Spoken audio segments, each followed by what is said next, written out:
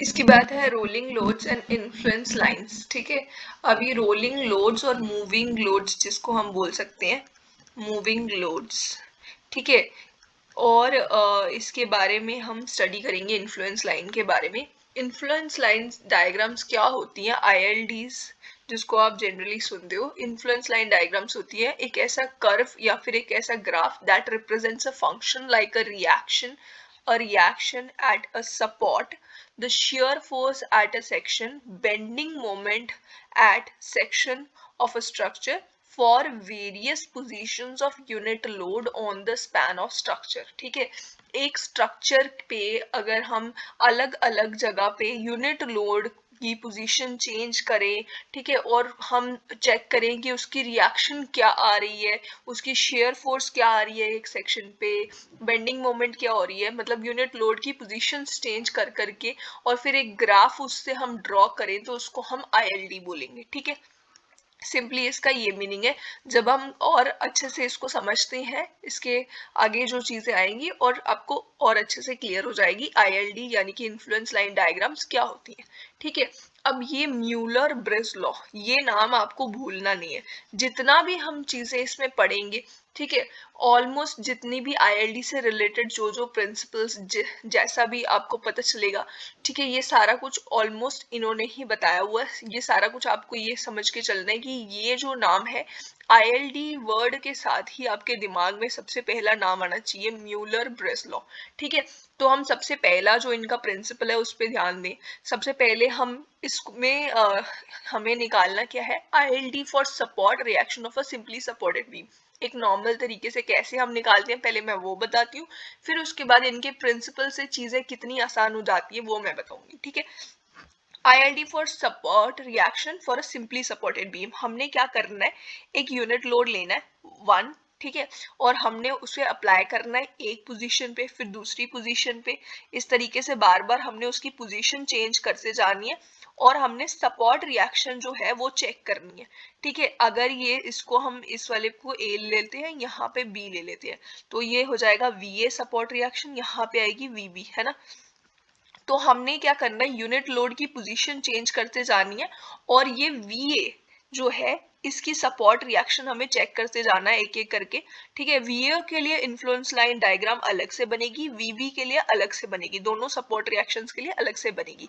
तो अगर हम देखते हैं जब यूनिट लोड यहाँ पे होगा, एग्जैक्ट इस पोजीशन पे होगा वीए के साथ, ठीक है, ये वीए यहाँ पे और यहाँ पे यूनिट लोड होगा, तो आपको पता है कि एग्जैक्ट जब सपोर्ट के ऊपर लोड होता है तो वो सारा का सारा लोड सपोर्ट ले लेता है। ठीक है, यहाँ पे ये वीबी है, वीबी यहाँ पे है, ठीक है, यहाँ पे, तो ये सारा का सारा लोड जो है वीए ही ले लेगा, मतलब कि वीए इज इक्वल्स टू यहाँ पे 1 हो जाएगा और वीबी इज इक्वल्स टू इस कंडीशन में वीबी इज इक्वल्स टू 0 हो जाएगा। ठीक है, अब हम लोड को शिफ्ट करेंगे, इसको हम थोड़ा सा इधर लेके आएंगे। ठीक है, थोड़ा सा इसकी पोजीशन चेंज करेंगे।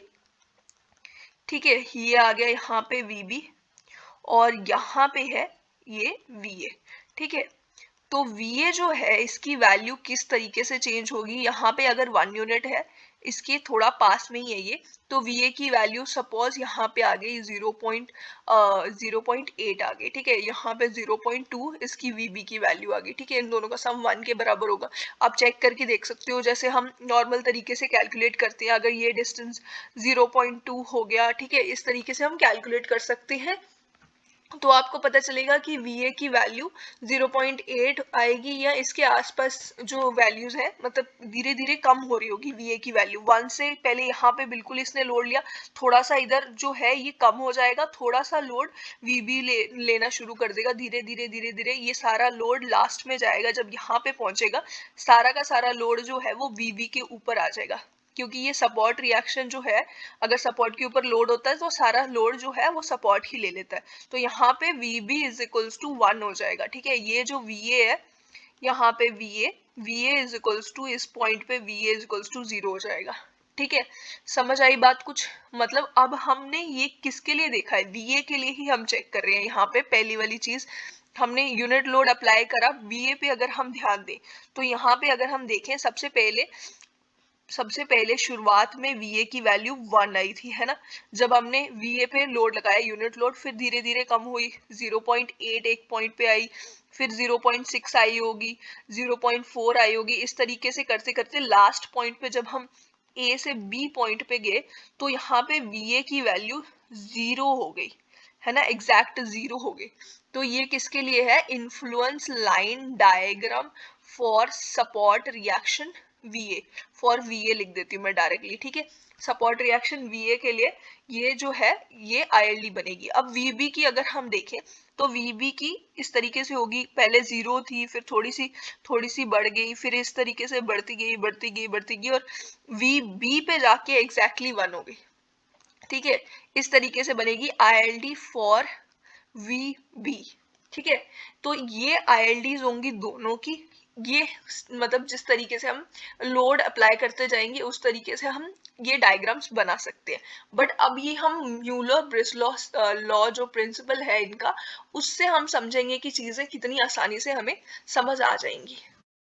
अब म्यूलर ब्रिस्लो प्रिंसिपल के अकॉर्डिंग हमें क्या करना है, अगर एक ILD चाहिए सपोर्ट रिएक्शन के लिए, सिंपली सपोर्टेड सपोर्ट है, तो हमें क्या करना है, सिंपली रिमूव करना है, जिसके लिए हमें चाहिए उसी सपोर्ट को सिंपली रिमूव कर देना है सबसे पहले, और दूसरे नंबर पे फिर एक यूनिट डिस्प्लेसमेंट दे देनी है। मतलब देखो इस तरीके से हमारे पास सिंपली सपोर्टेड बीम थी ना, यहाँ पे ये हिंज थी और यहाँ रोलर था, है ना, कुछ इस तरीके से था, ठीक है। अगर हमें इसके लिए VA के लिए निकालनी है तो हमें क्या करना है, VA में जो सपोर्ट है उसको रिमूव कर देना। VA के लिए निकाल रहे हैं तो VA में से VA रिमूव कर दिया, ठीक है। ये बच गया हमारे पास यहाँ पे रोलर सपोर्ट, ठीक है। अब क्या करना है, इस VA में हमें क्या करनी है, यूनिट डिस्प्लेसमेंट दे देनी है। मतलब इस चीज को, ये जो हमारे पास बीम है इसको उठाना है और यहाँ यूनिट डिस्प्लेसमेंट दे के इसको यहाँ पहुंचा देना है, ठीक है, इस जगह पे पहुंचा देना है। मतलब कि यहाँ पे यूनिट डिस्प्लेसमेंट देनी है 1, ठीक है।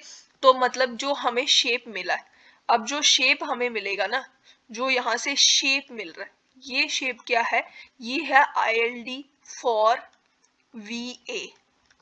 समझ आई बात। सिमिलर वे में हमें अगर निकालनी है ILD फॉर VB, अगर VB के लिए निकालनी है तो यही करना है कि यहाँ से जो VB है उसका सपोर्ट रिमूव कर देना है और VA को ऐसे ही रहने देना है और यूनिट डिस्प्लेसमेंट दे देनी है, ठीक है। तो जो हमें शेप मिलेगी ये है ILD, ठीक है। जो शेप हमें मिलेगी, शेप की बात चल रही है, जो यहाँ से शेप मिलेगी, जो डायग्राम हमें मिलेगी, ये है ILD for influence line diagram for VB, ठीक है। ये क्या करना है, हमने सिर्फ यूनिट डिस्प्लेसमेंट दे देनी है दोनों केसेस में और सिंपली हमें मिल जाएगी ILD दोनों रिएक्शंस के लिए। Due to uniformly distributed load, maximum reaction at support B for the beam shown in the figure will be when, हमें यहाँ पे find out करना है, एक uniformly distributed load है, UDL है हमारे पास, UDL है, ठीक है। सपोज वो W किलो न्यूटन पर मीटर का है, ठीक है। तो इसको हम जब अप्लाई करते हैं तो maximum reaction at support B कब आएगा, अगर हम इस यूनिफॉर्मली डिस्ट्रीब्यूटेड लोड को सिर्फ AB पोर्शन पे लगाते हैं, अगर हम इसको सिर्फ AB पोर्शन पे लगाते हैं तो क्या तब आएगा, या फिर अगर हम इसको सिर्फ BC पोर्शन पे लगाते हैं तो क्या तब आएगा, अगर हम सिर्फ इसको BC पे लगाते हैं या फिर पूरे के पूरे एंटायर स्पैन पे लगाएंगे तो क्या तब आएगा VB की वैल्यू मैक्सिमम, ठीक है। VB जो है इसकी वैल्यू मैक्सिमम कब आएगी, ये क्वेश्चन में पूछा हुआ है। अब हमें ये कैसे पता चलेगा, इन्फ्लुएंस लाइन डायग्राम से, ठीक है। मैंने आपको कॉन्सेप्ट बता दिया, क्या करना है आपको, आपको ये जो सिंपली ये जो दिया हुआ है इसमें क्या करना है, सिंपली आपको यहाँ पे आपने ये बीम है ना, ये ड्रॉ कर देनी है और इसमें से रिमूव क्या करना है, रिमूव दैट सपोर्ट, मतलब जो सपोर्ट हमें, जिस सपोर्ट के लिए रिएक्शन पता करनी है, सिंपली सपोर्टेड रिएक्शन का जिसके लिए ILD बनानी है, मतलब कि जिस रिएक्शन के लिए ILD बनानी है तो हमें उसी को रिमूव कर देना है। ये B को सपोज हमने रिमूव कर दिया, ये A आ गया और B को हमने रिमूव कर दिया और ये C है, सपोज यहाँ पे मैं B बना देती हूँ, लिख देती हूँ, ठीक है। तो ये पूरी की पूरी बीम है, हमें उसके बाद सेकेंड स्टेप में क्या करना है, इसको 1 यूनिट लिफ्ट कर देना, मतलब कि इसको क्या करेंगे, पूरा का पूरा 1 यूनिट अगर मैं लिफ्ट कर देती हूँ, ये 1 यूनिट है तो ये C इससे भी ऊपर चला जाएगा, मतलब यहाँ पे ये वैल्यूज नहीं दी है, यहाँ पे L और 2L या कुछ ऐसे वैल्यूज नहीं दी है, तो हमें नहीं पता कि ये कितना और ऊपर जाएगा, क्योंकि हम सिमिलर ट्रायंगल से अगर ये पता होता तो हम निकाल सकते थे।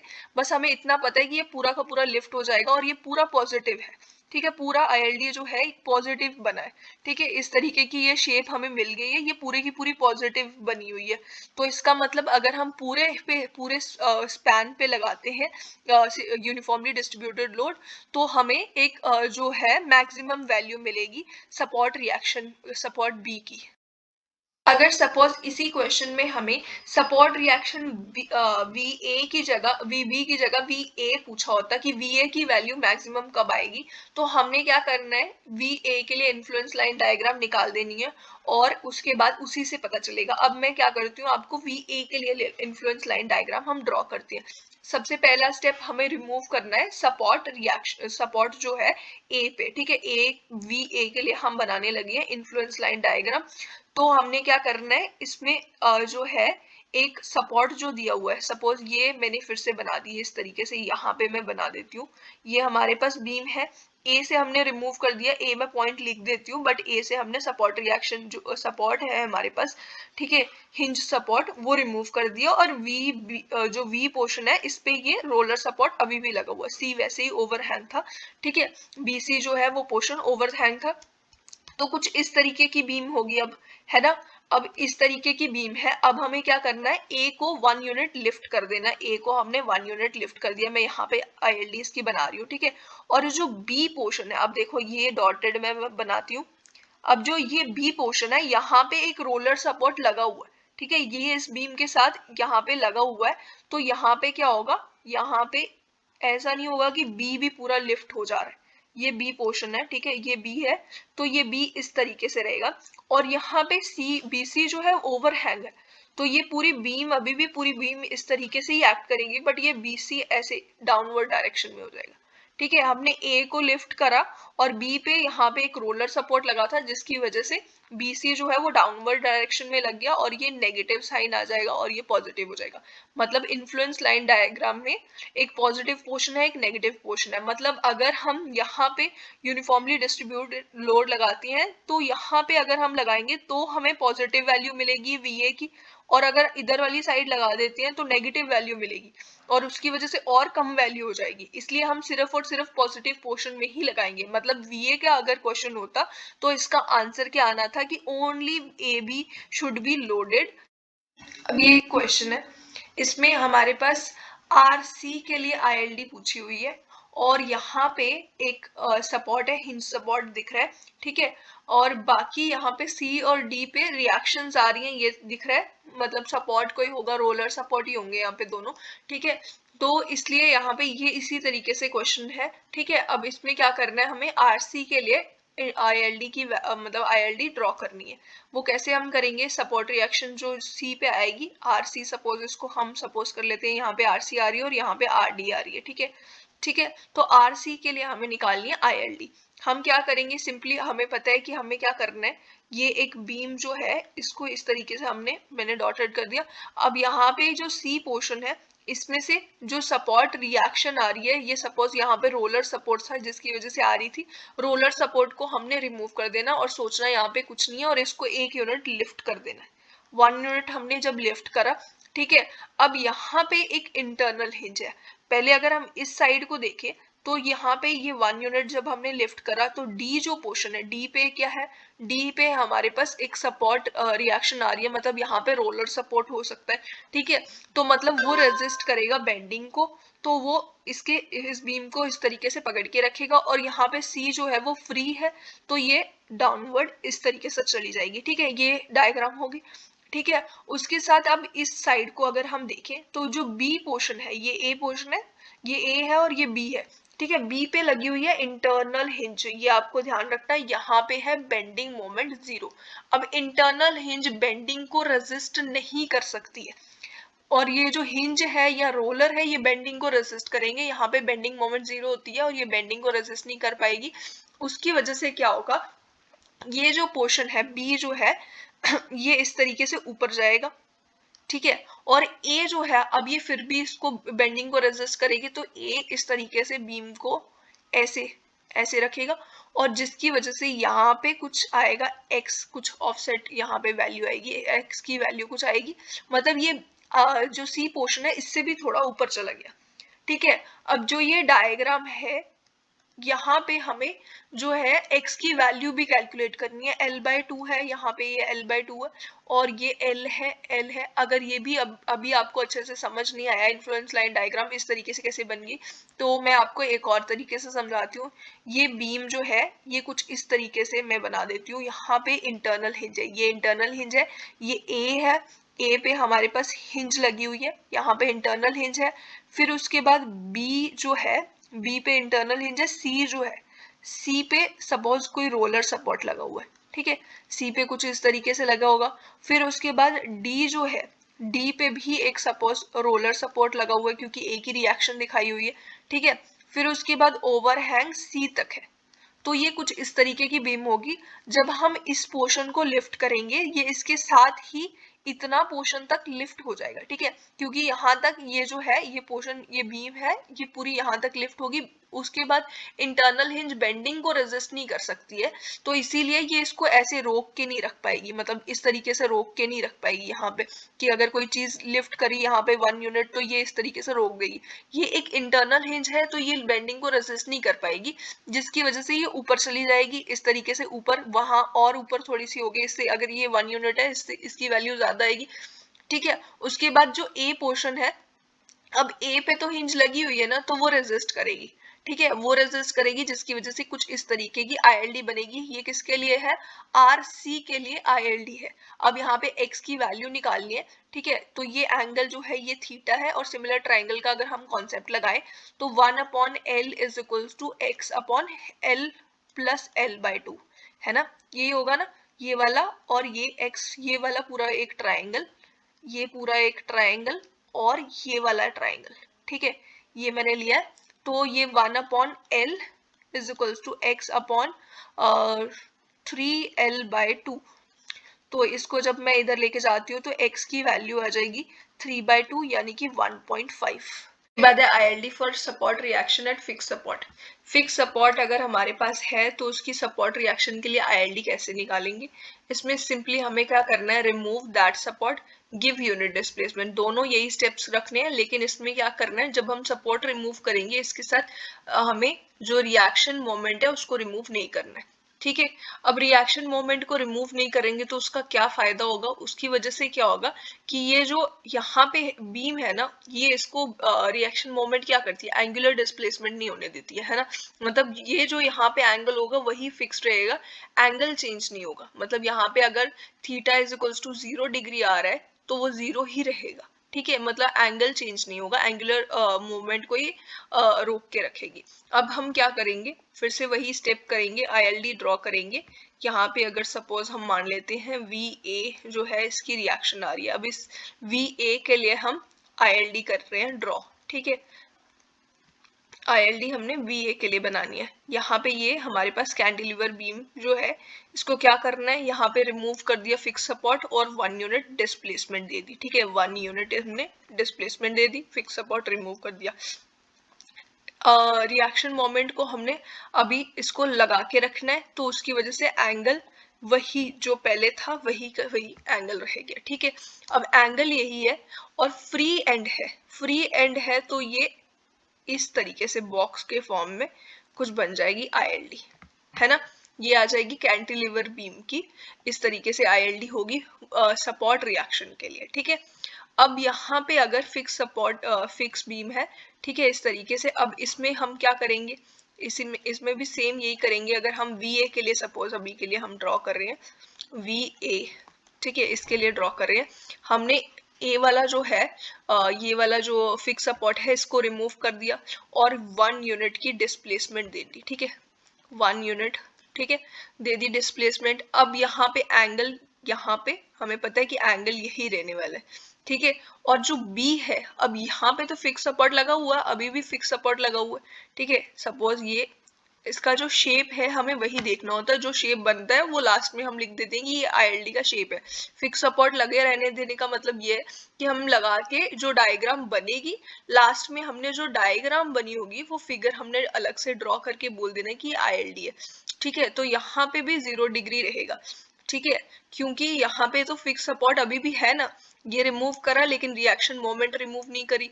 अब इसको हमें ज्वाइन करना है, तो ये कुछ इस तरीके से होगा। ठीक है, इस तरीके से कुछ बनेगी हमारी आईएलडी।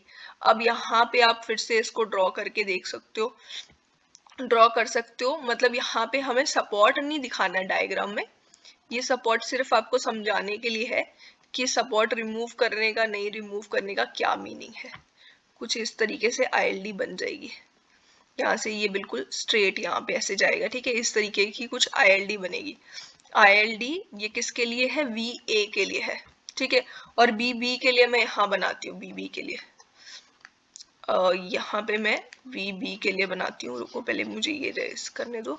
अब यहाँ पे अगर हमें वी बी के लिए बनानी है तो फिर से यही क्या करना है, फिक्स्ड जो सपोर्ट है उसको रिमूव कर देना है, 1 यूनिट डिस्प्लेसमेंट दे देनी है।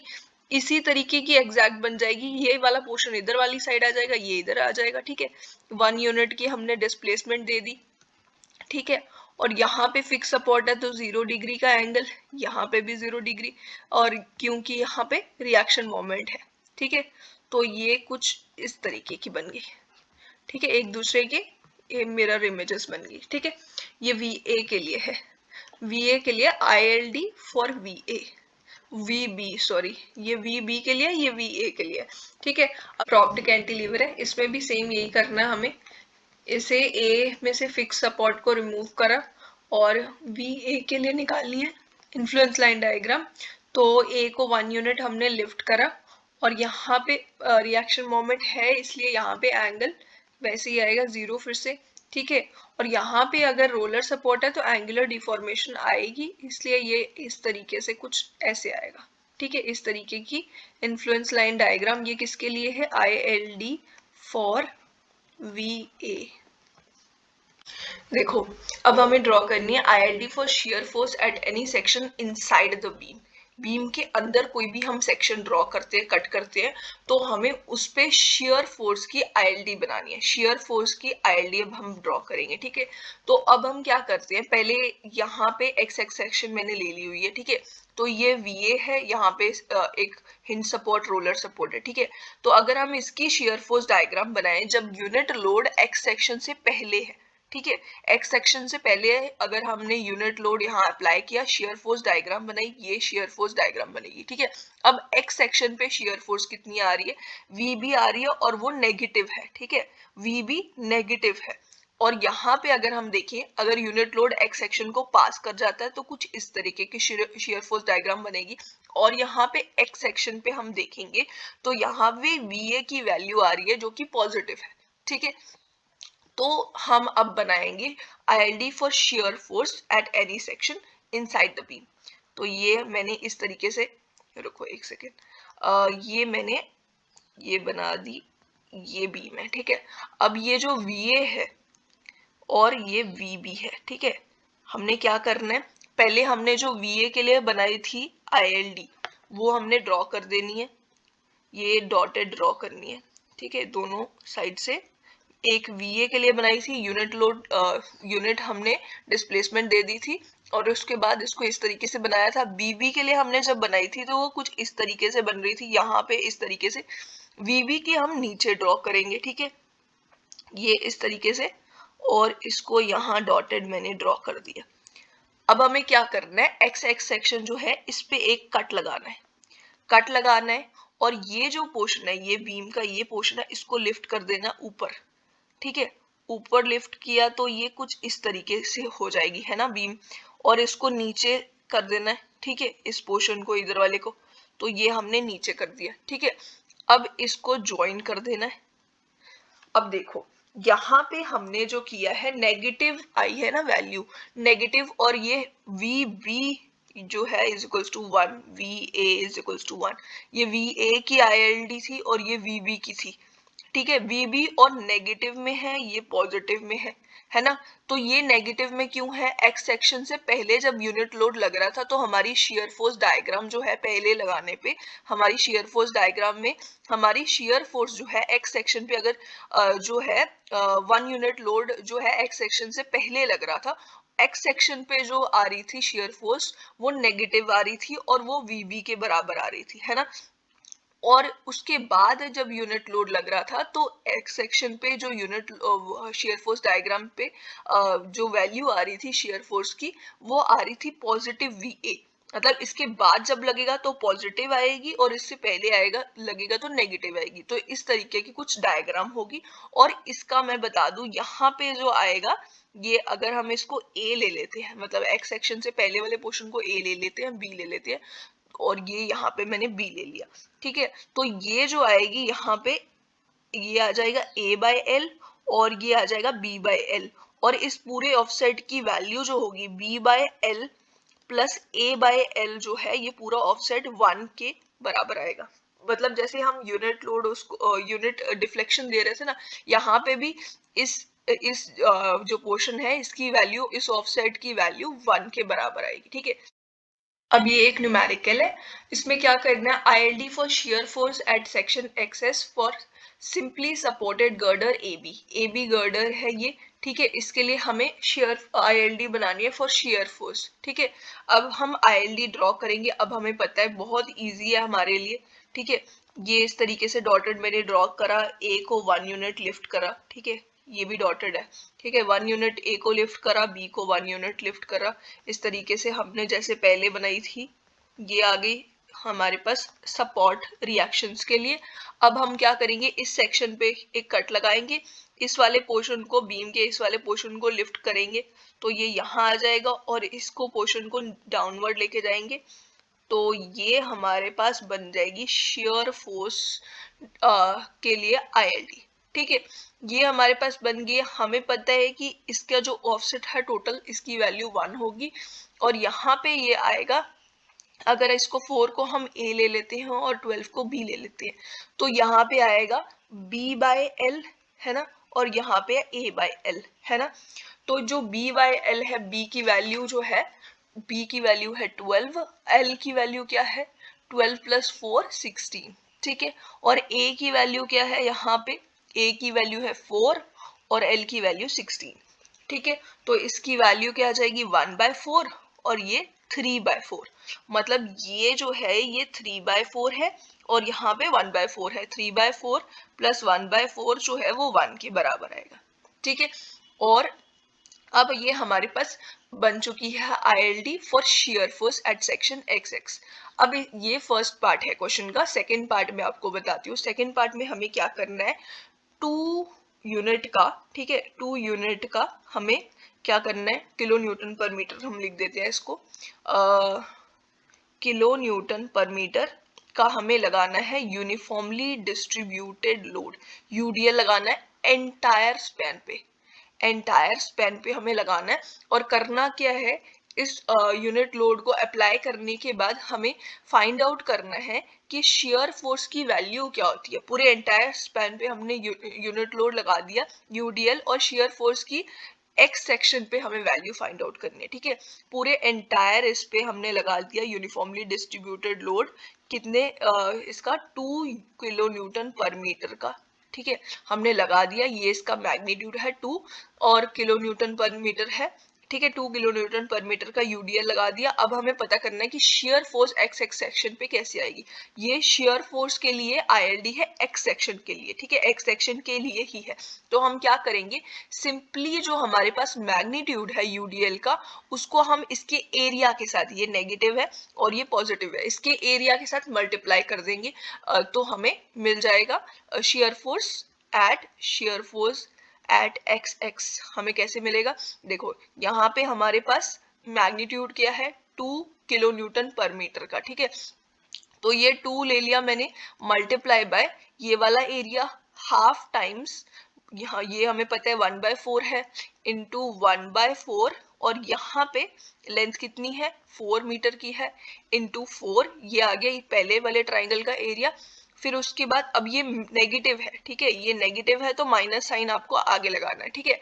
अब इसके साथ है +2 टाइम्स 1/2 मल्टीप्लाई बाय ये वाले ट्रायंगल का है 3/4 और लेंथ 12, ठीक है। तो इसकी वैल्यू हो जाएगी 2 2 कैंसिल और ये 4 4 कैंसिल 1 -1 प्लस 2 2 कैंसिल 4 3 ज़ा, ठीक है, ये आ जाएगा 4 3 ज़ा तो मतलब 3 3 9, इसकी आ गई 8 किलो न्यूटन शियर फोर्स, ठीक है। अब एक्स सेक्शन पे शियर फोर्स जो है 8 किलो न्यूटन की है, ठीक है। अब ये एक न्यूमेरिकल है, 2 व्हील लोड्स 80 किलो न्यूटन के और 200 किलो न्यूटन के जो है 2 मीटर अपार्ट हैं और वो मूव कर रहे हैं on a girder of span 16 metre, 16 metre का स्पैन है गर्डर का और उस पर मूव कर रहे हैं। और दोनों में से कोई एक लीड कर सकता है, कोई भी जो हमारा मन हो, जैसे ये 2 मीटर के डिस्टेंस पे दोनों लोड्स जो है पॉइंट लोड ये मूव कर रहे हैं व्हील लोड्स, ठीक है। और ये 200 आगे हो सकता है, 80 जो है वो भी आगे हो सकता है और 200 पीछे, 200 किलो न्यूटन पीछे भी हो सकता है, ऐसा क्वेश्चन में दिया हुआ है। हमें फाइंड आउट करनी है maximum negative shear force at section 4 metre from the left end. 4 metre के डिस्टेंस पे हमें जो है maximum negative shear force find करनी है, ठीक है, लेफ्ट एंड से।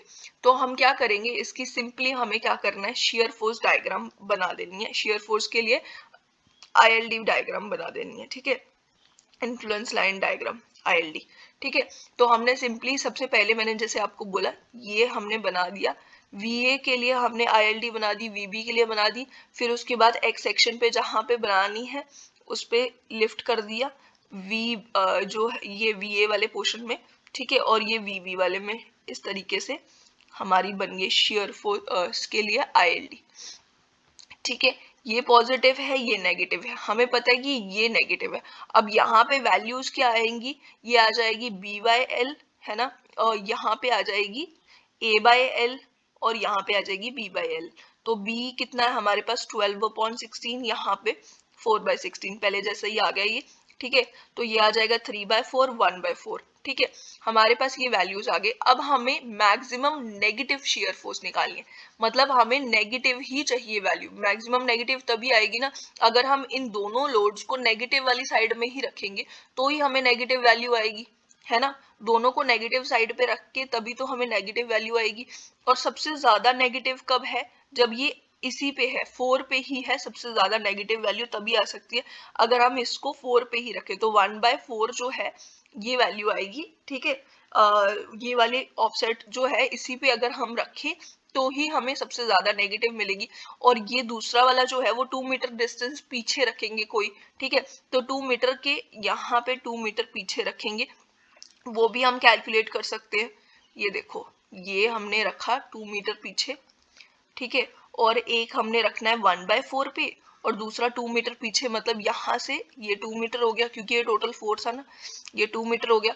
यहाँ पे ऑफसेट कुछ आएगा और ऑफसेट की हमें वैल्यू निकालनी है, x है ना, ये x/2, ये सिमिलर ट्राइंगल का कॉन्सेप्ट लगाना है, x/2 is equals to total 4 है तो 1/4/4, ठीक है, ये आ जाएगा 1/16, x इज इक्वल्स टू 2/16 यानी 1/8, ठीक है। इस वाले ऑफसेट की वैल्यू 1/8 आ गई।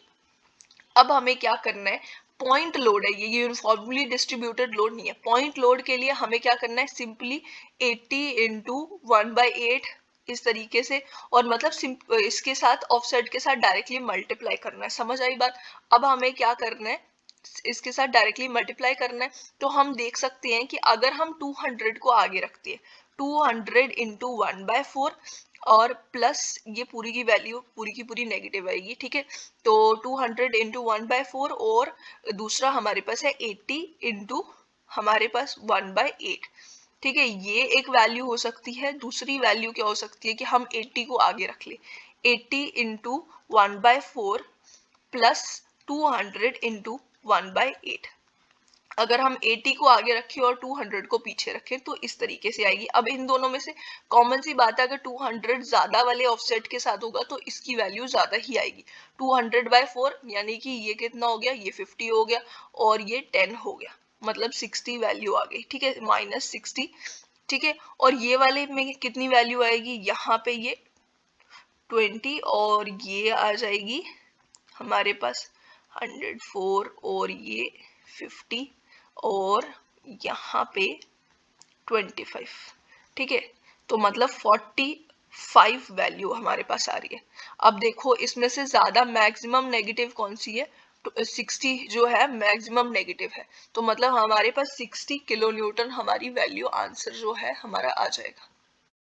इसके बाद है ILD for shear force at a support. एक सपोर्ट के लिए, शेयर फोर्स के लिए, एक सपोर्ट पे शेयर फोर्स जो होगी उसके लिए ILD इन्फ्लुएंस लाइन डायग्राम हमें बनानी है, ठीक है। वही सेम कॉन्सेप्ट, 1 यूनिट लोड को हमें इस तरीके से मूव करवाना है और हमें देखना है कि शेयर फोर्स कितनी आ रही है सपोर्ट पे। तो हम देख सकते हैं ये डायग्राम शेयर फोर्स डायग्राम बन जाएगी। यहाँ पे ये सपोर्ट, ए सपोर्ट को अगर हम लेके चले, इस पे हमें देखनी है, ठीक है। तो हम यहाँ पे देखेंगे इसकी वैल्यू VA है ना, यहाँ पे ये VA है।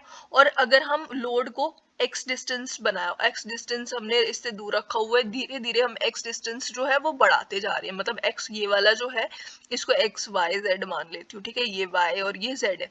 तो यहाँ पे x जो है वो कम है, फिर y थोड़ा और बढ़ा दिया, z थोड़ा और बढ़ा दिया। जैसे ही मैं डिस्टेंस बढ़ाती जा रही हूँ वैसे ही ये VA जो है इसका मैग्नीट्यूड जो है वो थोड़ा कम होता जा रहा है। मतलब देखो यहाँ पे VA पहले कितना ज्यादा था, फिर थोड़ा और कम हुआ, फिर थोड़ा कम हुआ, ठीक है। इस तरीके से जितना दूर ये यूनिट लोड जाता जाएगा इतनी ज्यादा इसकी वैल्यू शेयर फोर्स की वैल्यू है। ये शेयर फोर्स डायग्राम है, ये शेयर फोर्स डायग्राम है ये।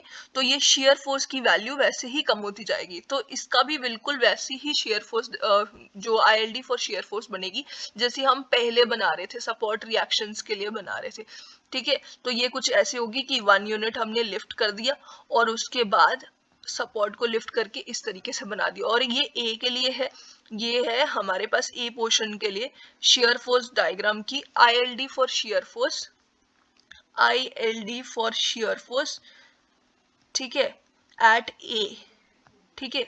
ये कुछ इस तरीके से है।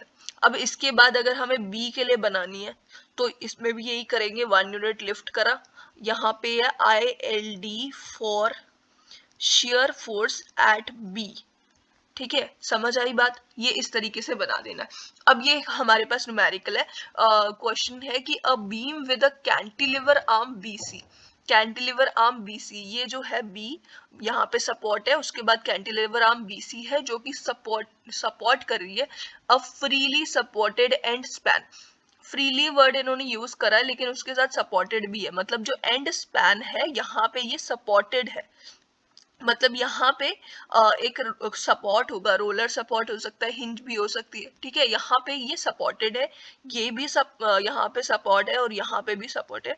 और ये एक BC जो है वो CD को सपोर्ट कर रही है, ठीक है, एंड स्पैन CD। तो हमें बनानी है ILD for shear force at A के लिए बनानी है, ठीक है, A के लिए बनानी है।